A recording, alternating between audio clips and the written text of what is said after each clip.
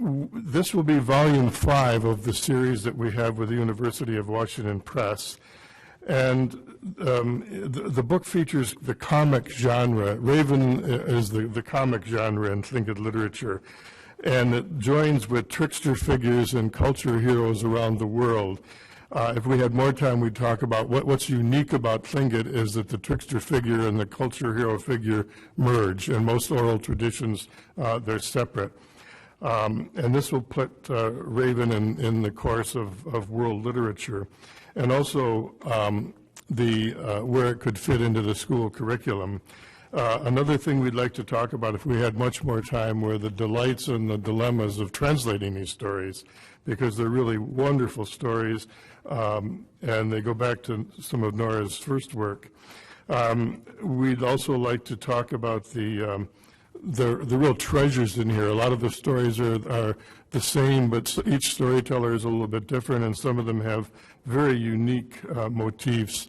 There appear to be regional variations too, like a bunch of stories from Dry Bay area are slightly different than Angoon and Sitka in the motifs that they use. There's also the range of grammar and style that the elders had, because these were stories mostly that Nora collected in the 1970s from people who were in their 80s and 90s. We also work with stories that other people recorded, and the oldest of these were recorded by Freddie De Laguna in Yakutat in 1952 and 1954. Featuring Nora's grandfather, Frank Italia. And we also have some of Susie James here in Sitka that Mary Palaio recorded in the 60s and were shared with us. So I guess that's the outline of what we'd like to talk about if we had unlimited time, but we do want to kind of keep it quiet here, quite kind of short. So I'll turn it to Nora, who might want to talk about any one of these, and then I'll talk for a few minutes about my favorites. The part that I did that is that fits into a modern world is that I translated Raven, and it's the one in my poetry book. It's I translated it, but you know, when that happens, when someone translates, what happens is the point of view of the translator shows up in the story. So my point of view will probably be present. And to make it funnier, I did put in unfortunately, I didn't know I was doing it. Nothing wrong with that. Yeah. Translators do it all the time. Yeah. Well, they do it all the time, but I was trying to be true to Tlingit. Tlingit is beautiful as it is. And sometimes we're gruff, Tlingits. And I had a good time translating. But when someone asked about the point of view of the story, in the story, I said, we only stick to the point of view of the storyteller. And after I said that, the guy went away, and I was there thinking about it. My God, I have my point of view in Raven, and here I said we only preserve the point of view of the storyteller. So I made a mistake there, which happens a lot in working with one language and going to another.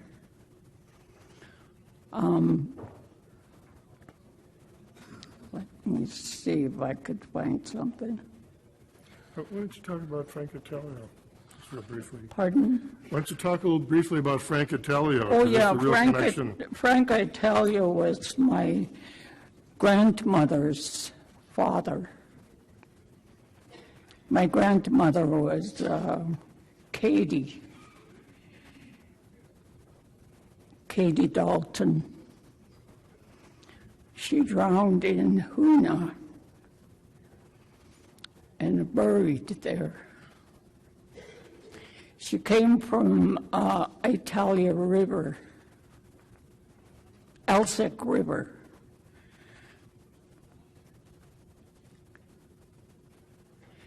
And we've been looking for their house, my mother's and my grandmother's house. The house is called Canoe Prow, Shukahit. That's where my mother originated from. And I'm connected to that because my mother originated from there. My grandmother's namesake is over here somewhere. My daughter. She's named for her grandma. Anyway, we've been looking for the house and we thought we found it, but somebody else claimed it. So it was in the wrong place anyway. So I didn't think it was really ours. So maybe we'll go back and look for it again. But having point of views and all that stuff, you know, it is crazy. I thought I could handle everything, but it didn't turn out that way. Some things sneak in there, and I find them not too cool. Well, I disagree totally with Nora on this. I think her translations are really good, but you can judge for yourself when you see those. The connection, again, with Frank Itelio is that Freddie De Laguna recorded these in 1952, and our work, when it's done, this will be the first time that De Laguna's Tlingit stuff had been published. Under Mount St. Elias, it's the English versions of her interpreters, but all of the Tlingit stuff, except for the songs, has never been done. I would like to speak very briefly about the series, and then we'll close up.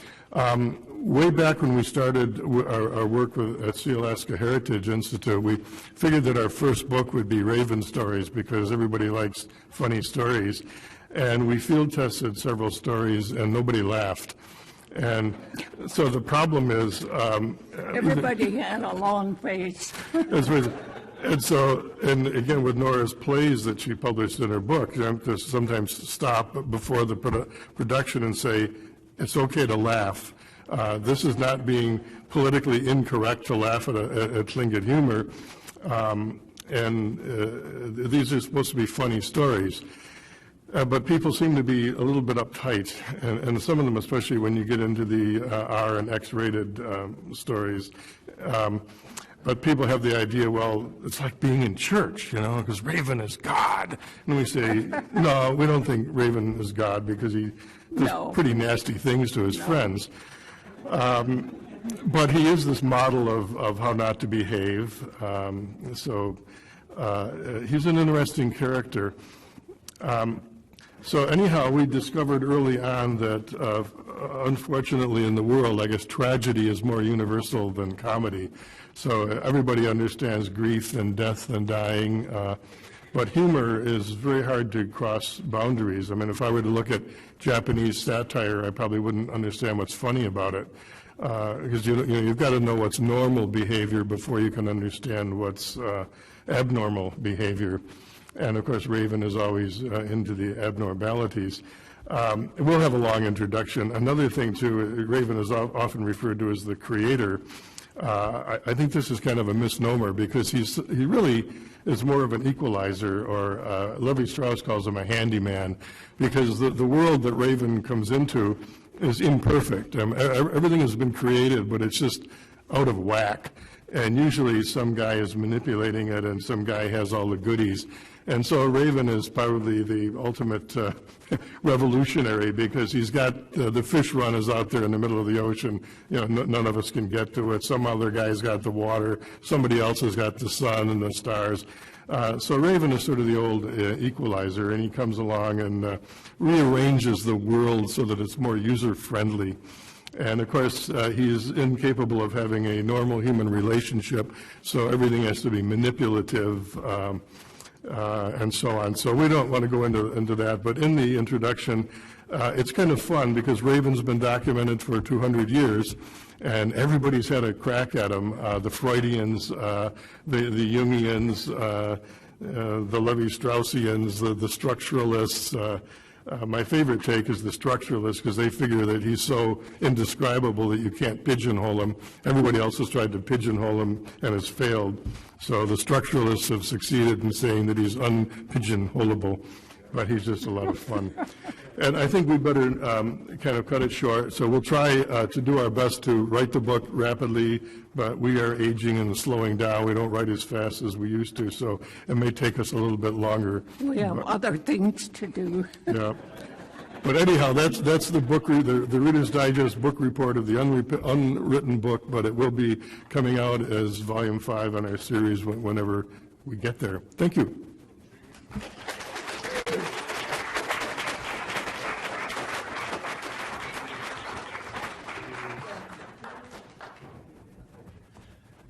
All right, Gunchish, wow, very, very special. This morning was very, very special. Appreciate all the presenters, and we're going to take a 5-minute break and hopefully get back on track again, especially to the presenters who are coming up.